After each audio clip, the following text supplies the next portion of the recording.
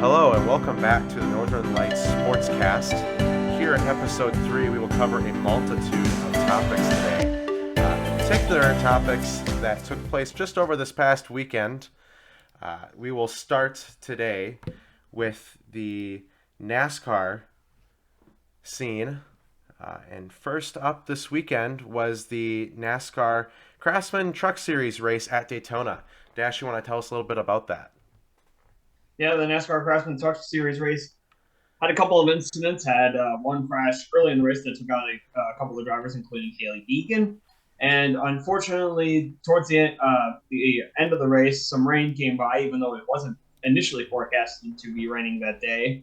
And with about 27 laps to go, they pulled into the pits. And then after about an hour, they decided to come back out because the track was getting dry. And unfortunately, rain came back again, put them back into the pits, and they had to call it after that. And for the second year in a row, it was the driver of the 38 truck, Zane Smith, who won at Daytona. All right. Yeah, definitely. As we were all three of us watching the Truck Series race, and was it on Thursday or Friday? I honestly don't remember Friday. anymore. Friday? Yeah. Yeah. No, the mood in the room definitely changed after in the third stage when it started to rain. None of us ever like rain at a race. And yeah, as Dash mentioned, Zane Smith won the race. You can see the top 10 order on the screen right now. The top 10 even included a Cup driver, Chase Elliott. The only person that liked the rain was Zane. He loved that rain so Oh, much yeah. because it gave him the win. So I mean, of He's course. carrying an umbrella on the entire time on pit road, even when it really wasn't raining that bad. I mean, it's kind of like I would have found it funny if he just had the umbrella sticking out for those couple of laps they were riding around, waiting for it to start. Yeah. No, yeah. But Dash, I think he tried to use reverse psychology with that umbrella. And he was just Mhm. trying. Like, it's got to rain. Just got to keep raining if I hold that umbrella up. Yep, It never seems to work like that for me, though. that is definitely the truth. And also, a couple of other drivers that I would also like to mention that are in that top 10. Tanner Gray gets a second place finish. And Kobe Howard, career best finish for him with a fourth place finish in his first race with his brand new team. And just a very impressive night for him, moving over from McNally Hilgelman Racing. Yeah. I remember watching the end of that race. Well, what ended up becoming the end. That's why this one's a little harder to talk about, for me at least, because what I remember most about that race was the rain delay and then eventually the cancellation because of the rain. But another name I see in the top 10 is Corey Heim.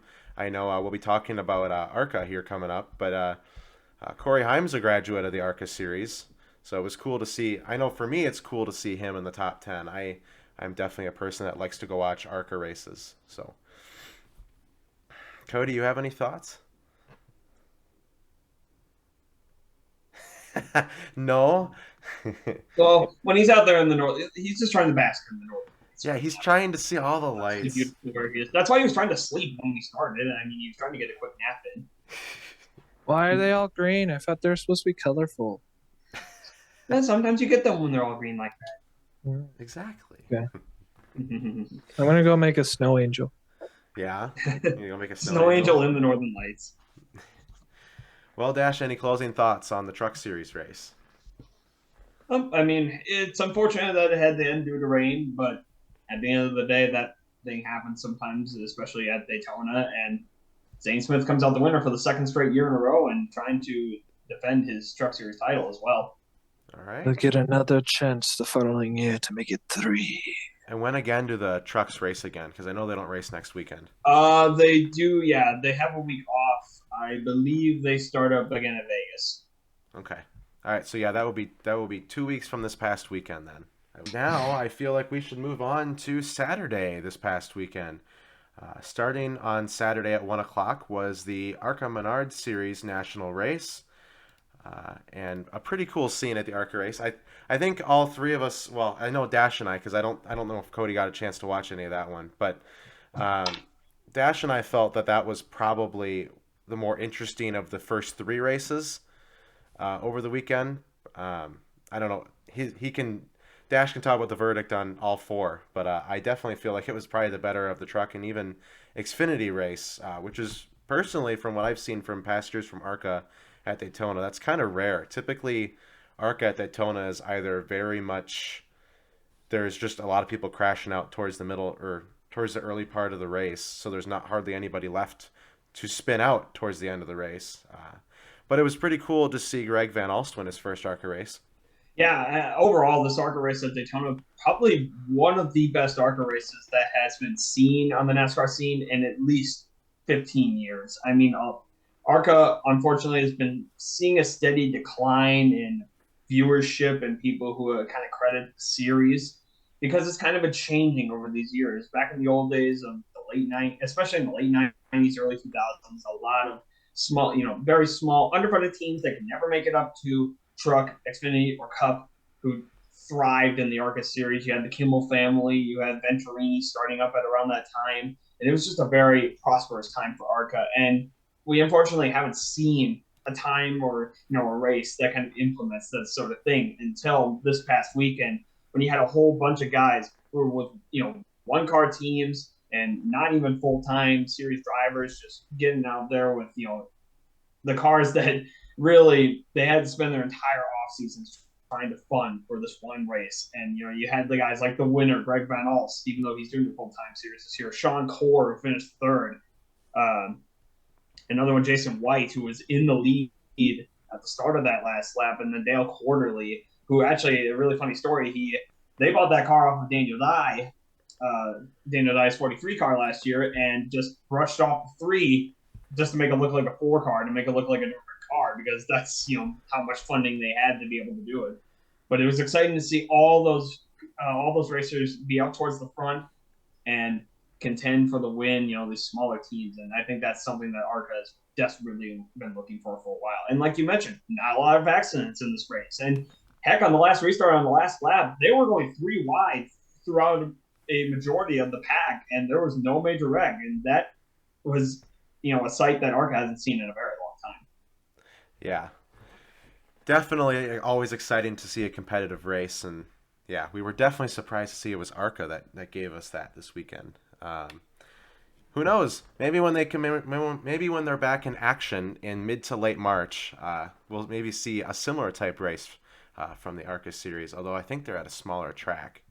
Or wait. Yeah, I mean they won't see a big track like this again until they hit Talladega in late April. But just an exciting race this past weekend. And Greg Van Alst, congratulations on his first career victory for the 41-year-old who drove an ARCA 20 years ago, but didn't have the funding to continue to compete until a few years ago when he brought his team back, and now he's a victor. Now he's a victor in the ARCA series. One thing, a few other drivers I really quickly want to mention. Mandy Chick, her first full-time season, she starts out with a 5th place finish, and Amber Balkin gets a 6th place finish, and then Malcolm in the Middle actor Frankie Muniz, he gets an 11th in his first career ARCA start. That was honestly very cool for me to see. I didn't watch a lot of Malcolm in the Middle when I was younger, but I heard about it, so that was pretty cool to see. Also known as Secret Agent Cody Banks. Yeah. You will see ARCA back in action later next month. All right, on to later in Saturday, the NASCAR Xfinity Series at Daytona. Dash, you want to tell us a little bit about how the Xfinity race went on Saturday? The Xfinity race was definitely quite exciting, quite interesting. A little quiet towards the beginning of the race, not too much going on. They actually had a lot of the cars finish this race. The only thing that happened early was one crash that took out Blaine Perkins and Daniel Hemrick. And Hemrick was a heavy contender at the beginning of this race, and unfortunately saw his race end very early. But towards the end of the race, a lot of the drivers still in the running, and it seemed like at the end of the day, it was either the Junior Motorsports cars or the RCR car of Austin Hill, who won at Daytona last year, who were just dominating this race from start to finish. And towards the last restart, it seemed like it was going to be down to either Justin Allgaier or Austin Hill. And that's pretty much what it was. On the last lap, they got down the backstretch, and there was a 3 wide between those two and John Nemechek when all of a sudden behind them a caution had happened in which Sam Mayer ended up upside down. Thankfully, he was all right, and the car ended up back on its wheels at the end of it. But it took them a while to figure out who had won the race because it was a very close finish. Some had said it was Austin Hill because he was up front. Some said Allgaier was out front before they threw out the caution, and some said that John Hunter Nemechek took, even though he was under the double yellow line because he was forced down there, he was still legally there. They said he could have won. So it took NASCAR a while to figure it out. Eventually, they determined that it was the 21 of Austin Hill, who, just like Zane Smith before him, 2 years in a row, he wins the February race at Daytona. Yeah, that was really cool to see. But yeah, that was such an interesting last part of that race. Because we restarted in overtime, didn't we? Or did they finish in regulation? Yes. Yeah. Yes, they restarted in overtime. Yeah. Gosh. Because I remember we were watching that, and we didn't think that Nemechek was even eligible to finish in the front in that race, because we thought he wasn't forced down. But yeah, NASCAR ruled him that he was forced below. Some guys that aren't typically up there that finish in the top 10. Parker Retzlaff and Myatt Snyder, they both finished in the top 5, getting the 4th and 5th place finish. Very proud of Parker Retzlaff. I mean, young man out of Rylander, Wisconsin, and in his first full-time season with Anderson Motorsports, and ends up giving them a 4th place finish. It actually helped Austin Hill to the victory. So yeah, just a great race for him. Joe Graff Jr. in the top 10 as well. So a couple of guys that you don't normally see up there getting top 10 finishes. Yeah. All right. Well, Cody, I know you didn't really see the Xfinity Series race, but did you want to say anything about it? They turned left and they went very fast.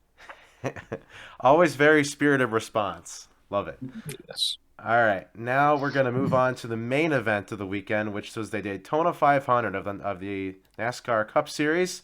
Dash, you want to tell us a little bit how this one went? So yeah, this one, the second year of the new gen car in the Daytona 500. I mean, last year's Daytona 500 was very interesting. Came down to the last lap, and no doubt that this year's was going to be the same thing. Early in the race, didn't see too much going on. Ty Dillon had an engine issue, unfortunately, which took him out very early, and then a multi-car wreck, which took out Tyler Reddick, Chase Elliott, and Eric Jones towards the middle of the race, and then other drivers that were involved in wrecks. And then there was a couple of big wrecks towards the end that took out Ryan Preece, Chase Briscoe, William Byron, Austin Dillon, Justin Haley, and Jimmy Johnson out of the race.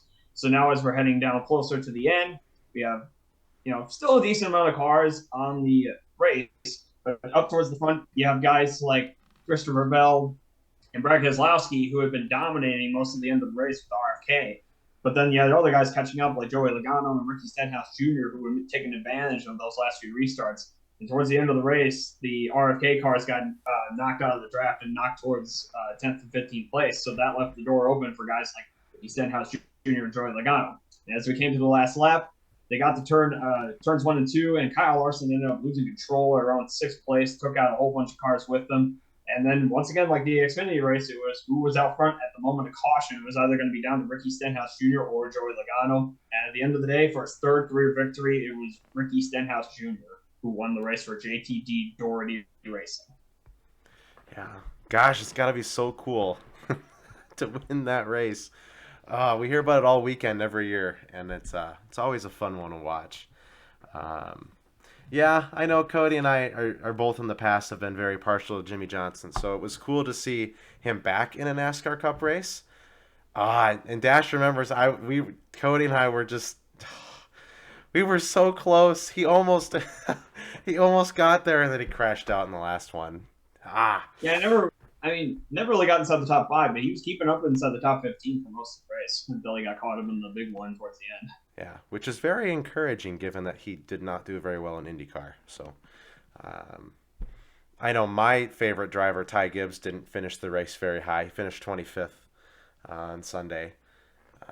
Not exactly the best super speedway racer, but Cody, you have any thoughts? Exactly. I wouldn't exactly say that. He's just unfortunately got caught up with wrecks most times. Yeah, he was able to remain unscathed for most of the race until yeah, in the final 20 laps. Then he was in 2 different crashes. Caught in the same wreck that Jimmy Johnson got caught up in. Yeah. A few other drivers, notable finishes for them. AJ Allmendinger, his return to full-time Cup Series racing, gets 6th place. Riley Herbst, his first career start for Rick Rowe Racing in the Cup Series, he gets the top 10. He finishes 10th, and very impressive. And another guy very impressive in his Cup debut, Travis Pastrana, he ends up finishing 11th. a very good job by him. And then Zane Smith also for second career Cup start for him. He ends up 13th. And Cody Ware, who for River Racing, not exactly a heavy funded team, but he did a good job of avoiding all the wrecks and ended up finishing for his second best career finish of 14th. Yeah, yeah, exactly. And I did hear after the race on Sunday that that will be Travis Pastrana's most likely his only race in the Cup Series that he will do. He said that he is going to be done with Cup racing now.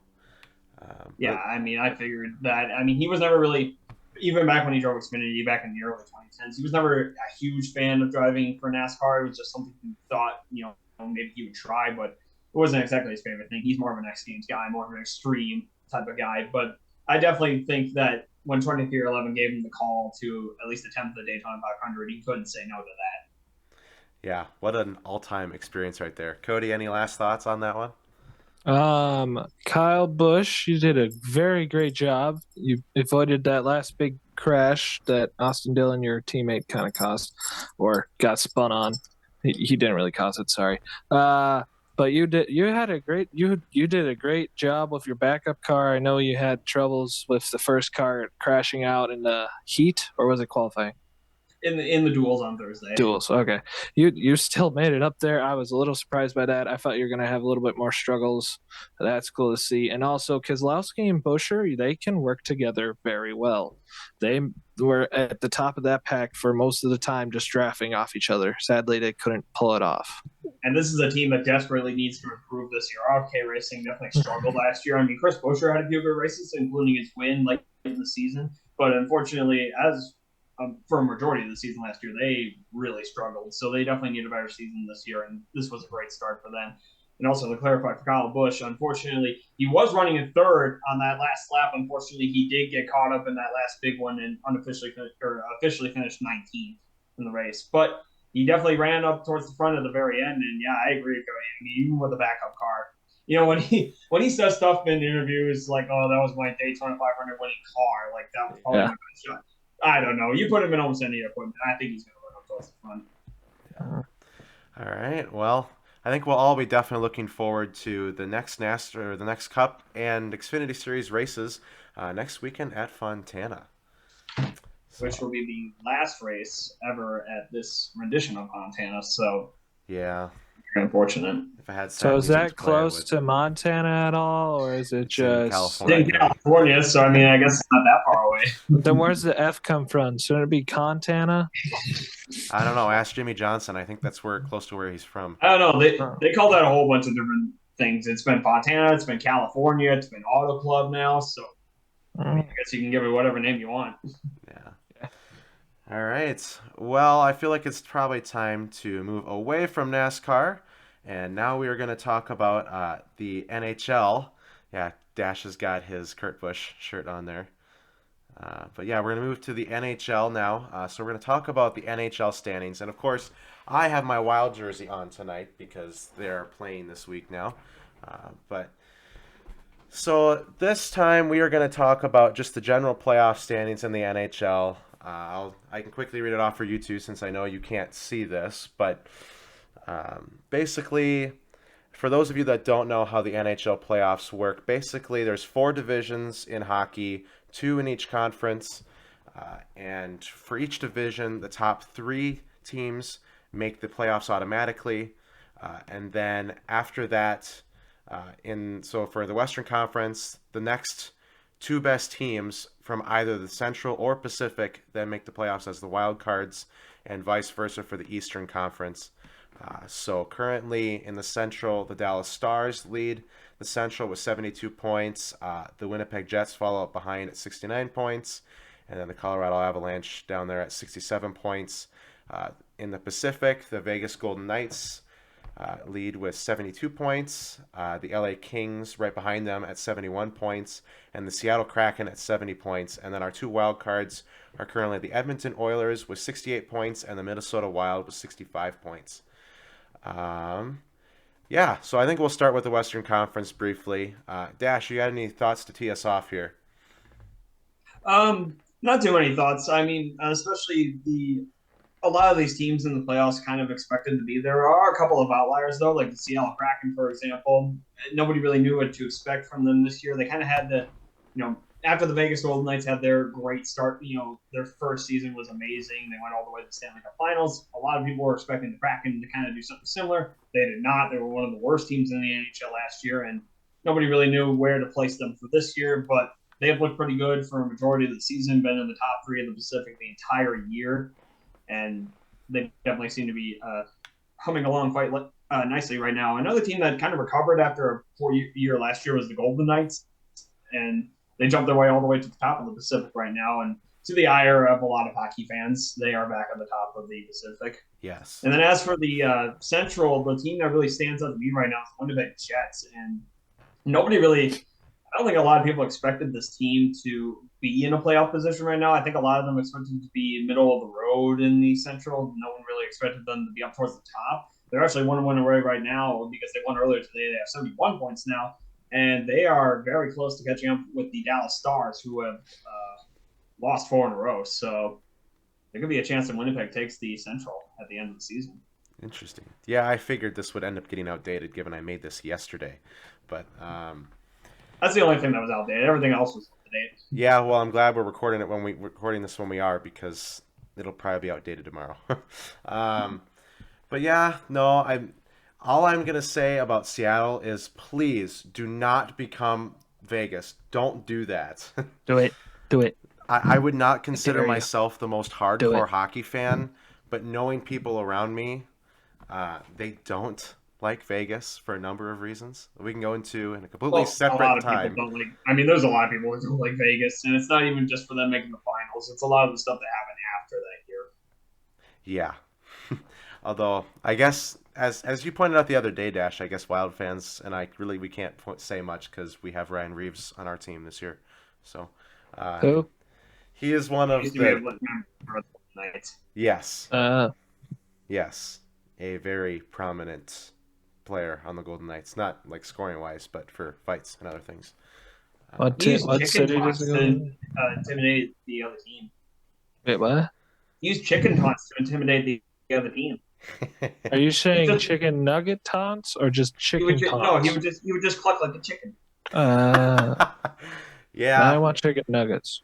Kind of like that. Yeah, these two are very hungry as we're shooting this. This guy's a more chance hungry. to eat yet. I've been outside for 5 hours. So, but yeah, I don't think before you told me, or before the season, if you had told me that these teams would be in the playoffs right now, I don't think I would have told you that I would think the Stars of all teams would be at the top of the Central, just kind of based on the last couple of years they've had.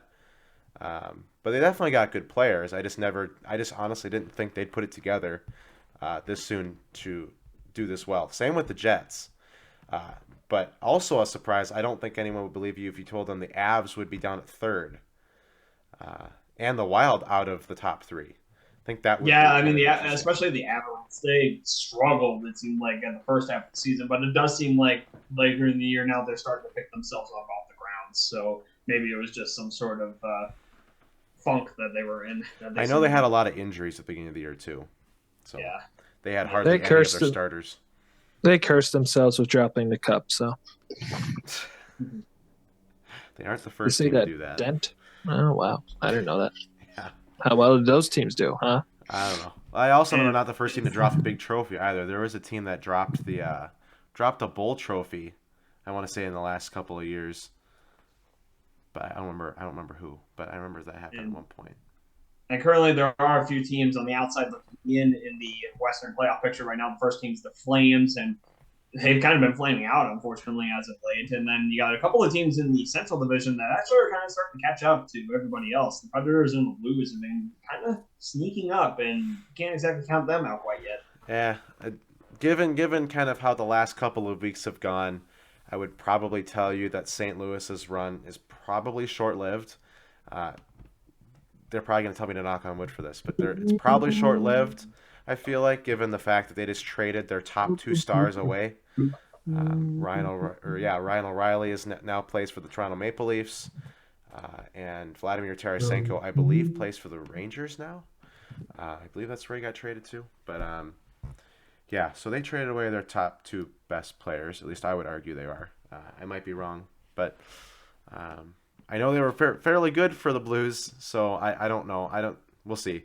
The Predators, yeah, they are definitely making a little bit of a comeback.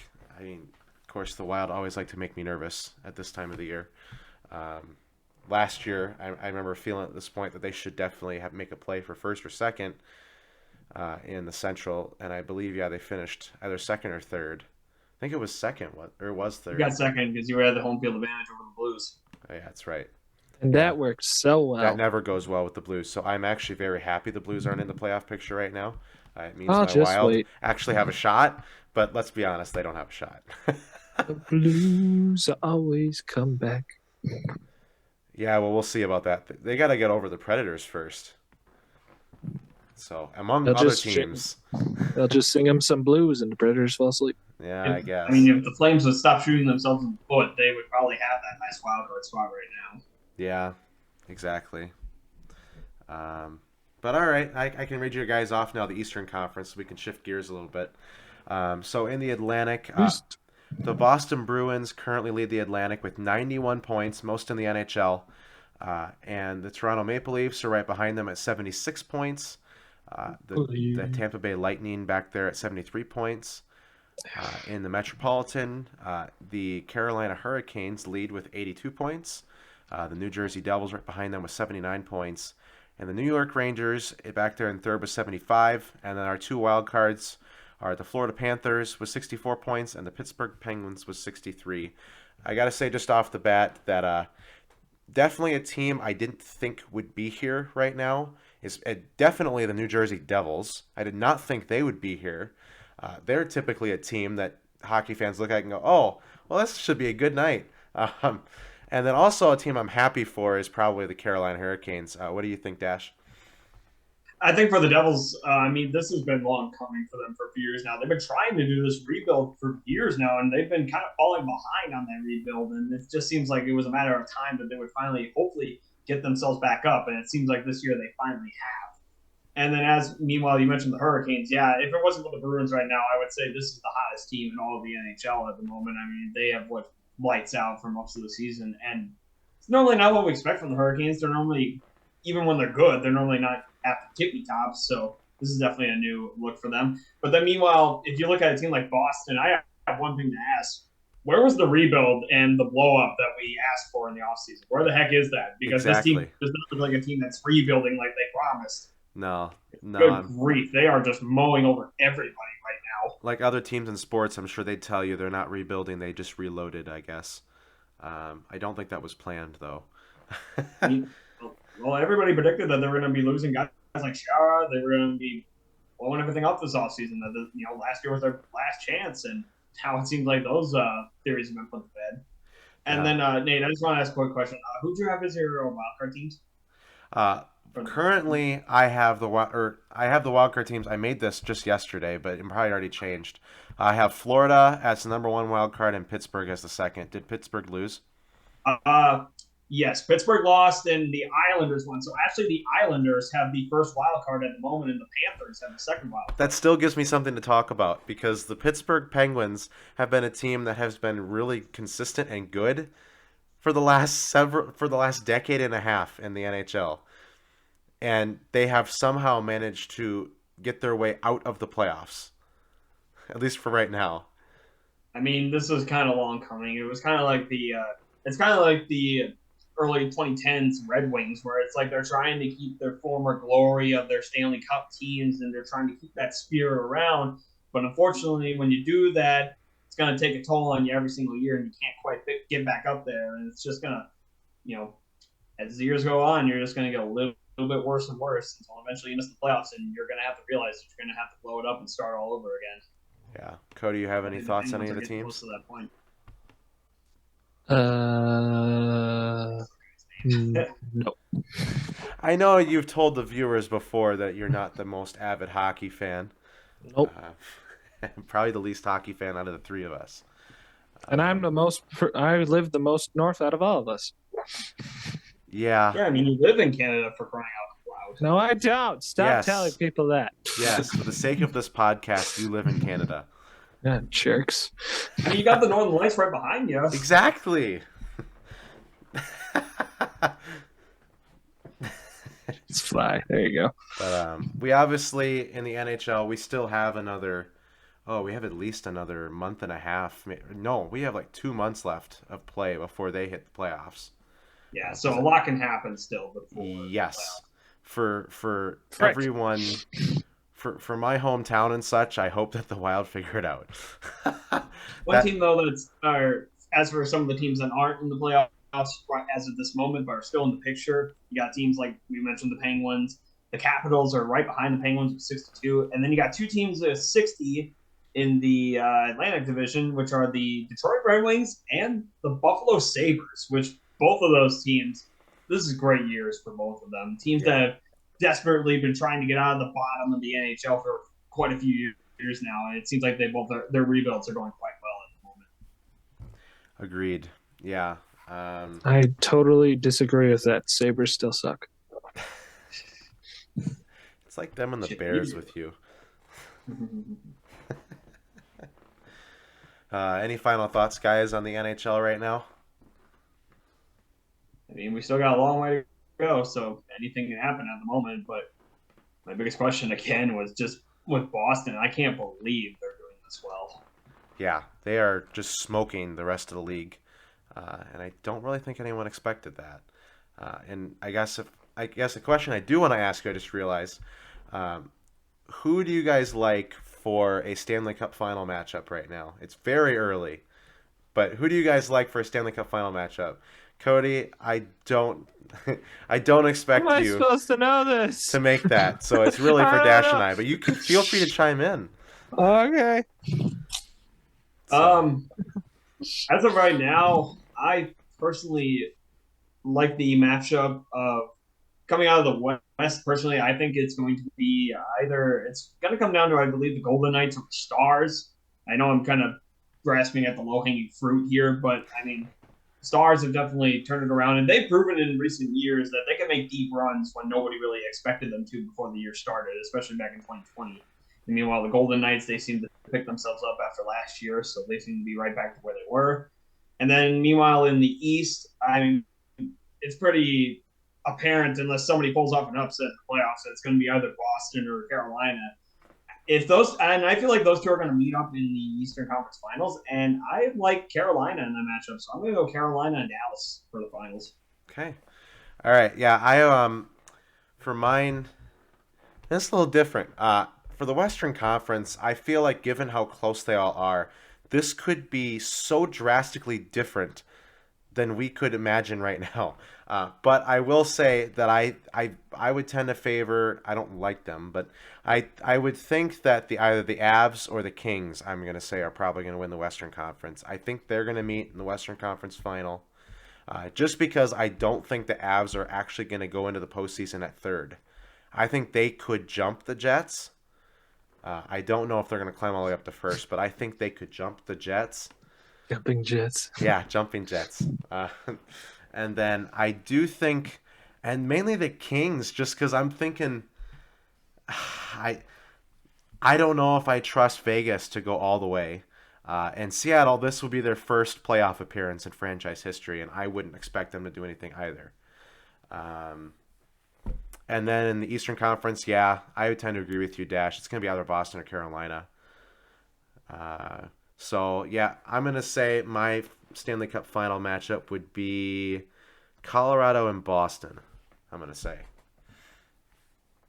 So, Cody, you got Boston in there, but Okay, Frozen 4, Bemidji State wins it. And then Stanley Cup, Boston Celtics versus the Cleveland Jazz.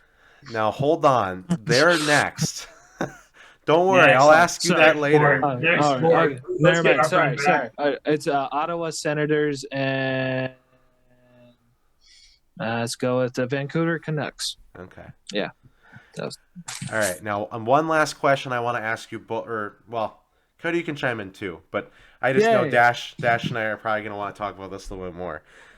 Dash, who do you think which two wild cards are going to do the best in the postseason as it stands right now? I know I don't have the graphic correct on the Eastern side, but as it stands right now, which wild card do you think is going to be the most successful in the postseason? Minnesota. That's a lie. The two wildcard teams at the moment that I think would have the most success, I'm going to go with out of the East. I'm going to go with the Islanders. I think could make a deep run.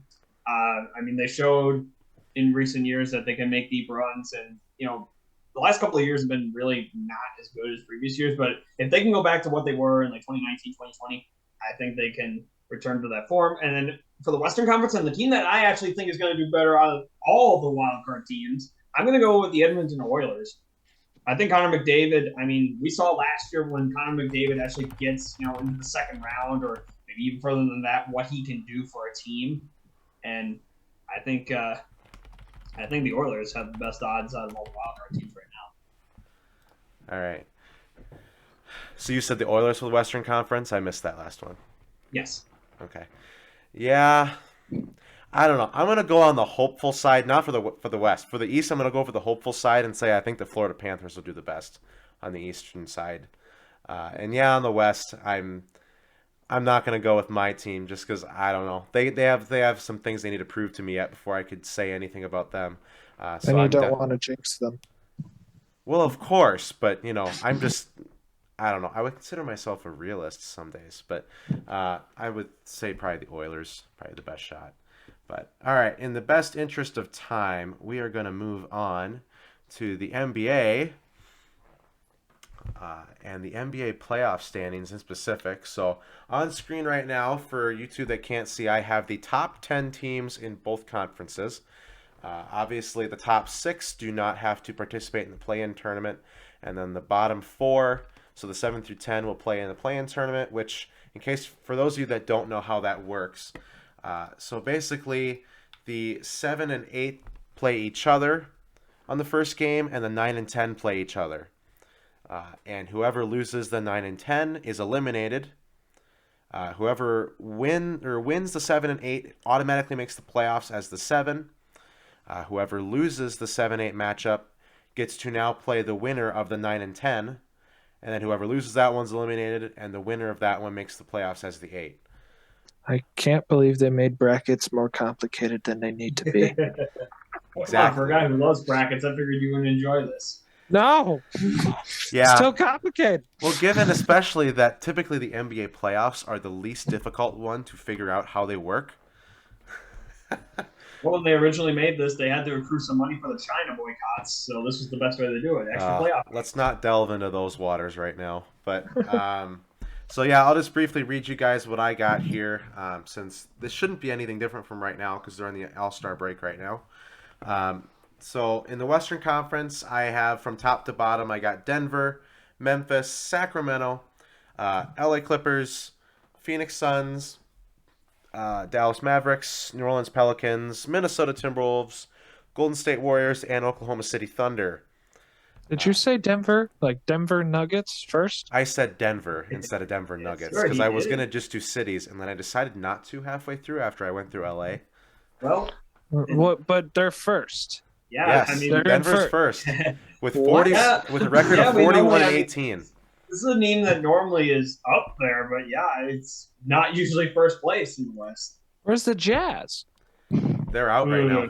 Really? Yep. Oh, okay. They fell all the way down to 11. They've traded a lot of their pieces away. They don't really have any all-star caliber players on their team anymore, is how I'll phrase it. Because I know Jazz fans still feel very strongly about their team, and I don't blame them. But, gosh, though, the reason Denver is so high is because they've taken advantage of a conference that is so jumbled this year, that is so not very consistent, is how I guess I would say. Other than probably, I guess even Memphis and Sacramento have been somewhat consistent. Surprisingly to say that about Sacramento, of all teams. But everyone below them has been extremely inconsistent, especially as a current fan. I know I'm wearing a Wild jersey, but as a fan of the Timberwolves, very inconsistent around that area. Because if you look at their records, because I have them pasted, you guys can take a look at them on your screens if you want. But basically from about from about fourth or fifth all the way down to probably down to 10th. If someone goes on a run, they will jump everybody. So like I know before the All-Star break, the Wolves at one point were all the way up to 6th in the Western Conference and were a half game back of 5th. And then they lost a game the night before the All-Star break, so they slipped back down to 8th. But yeah, the Western Conference has just been a huge jumble. Dash and Cody, your guys' thoughts on the West right now? Well, you're talking about a team going on a run in this Western Conference. I really can't find information on that right now because here's the thing. I mean, you look at the Nuggets, Grizzlies, Kings. Those are the three teams that I consider as at least being somewhat consistent in this Western Conference. Now, you look at the last 10 games for every team in this Western Conference. The Nuggets have been 7-3 in their last 10 games. The Suns 7-3, and the Clippers 6-4. After that, everybody else is 5-5 or worse in their last 10 games. Yeah, That is how inconsistent this entire conference is. And a lot of them, it's 5-5. So it's like they're good one night, they're not good the other night. What team are we going to get out of them on a given day? exactly. I sadly think it's just going to be Lakers Warriors in the final there. Nuggets and somebody. It's just going to be that. I'm sorry. That's what I think. That's what's going to happen. No. Well, Look, the the Lakers Thunder probably are not, currently 10th.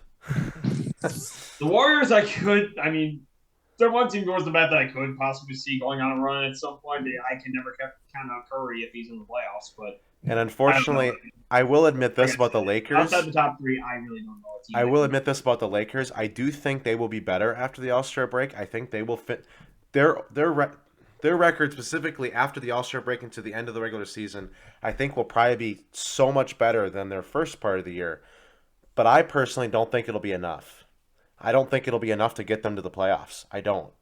I don't think it. Even if they make the play-in tournament, I don't think they're going to slip in unless they somehow get all the way up to the 7th seed, the 7th or 8th seeds.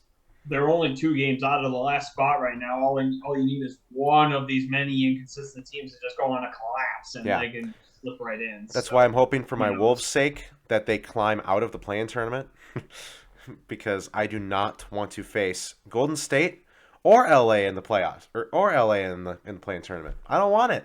Don't want it. So for the sake cheer on the Nuggets though. Yeah. I really don't know if it matters right now for most teams in the West. Like I said, I think if you're not one of these top 3 teams, the Nuggets, the Grizzlies, or the Kings, you're not coming out of this Western Conference. Yeah, but it's going to be one of those 3 teams that wins this conference this year. I can see that, but I also at the same time can so see someone else taking it. Because what you just said, Dash, is how inconsistent everybody is, except the fact that the teams that are at the top of this conference don't have any experience getting far into the playoffs. Denver's hardly ever played very far into the playoffs. Memphis has, they lost to Golden State last year in the conference semifinal, I think. And then, Sacramento hasn't made the playoffs since Garnett played for the Timberwolves. Okay, so let's look at some of the other teams then. You got the Clippers. They got experience in the playoffs, but they're also experienced in failure. You got the Suns made it to the finals one year, but they collapsed on their behinds last year. Yeah. The Mavericks, also consistent in playoff failure as of recently. The Pelicans, they don't have much experience. Wolves, not that much you don't need experience. to tell me much about them. There's not a lot of teams if over they here don't that have experience is a big key to their team. The only one that is right now is the Warriors, and they're all the way back in time. What were you going to say, Cody? If the Pelicans don't have Zion, they're not making it. He's currently he's coming back from injury soon, but He is coming back soon. So he was injured for the last month and a half, I believe. They did go on that. I believe it was.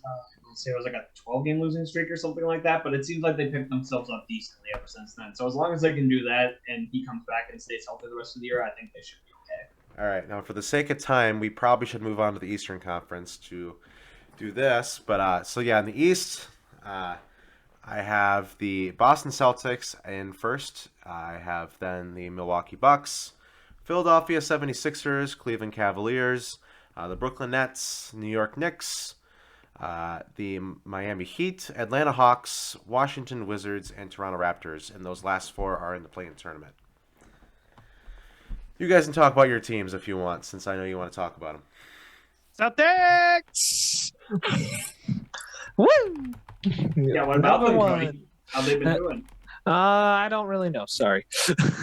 I don't Well, I watch can tell NBA. you that they just lost before the All-Star break. They just lost the game in overtime after blowing a 14-point lead to the second-place team, who is on Oh a no. 12-game win streak, nonetheless. Oh In no, Milwaukee I'm Bucks. so scared.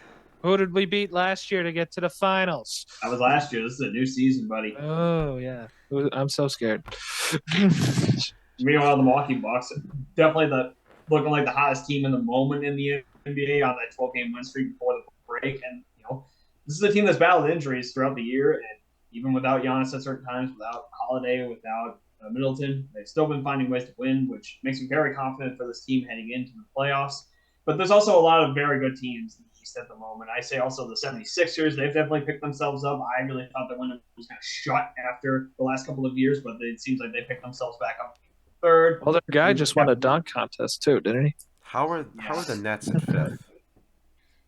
Yeah, and that's the one thing that is kind of confusing is the fact that the Nets are still hanging around. I think they're still kind of.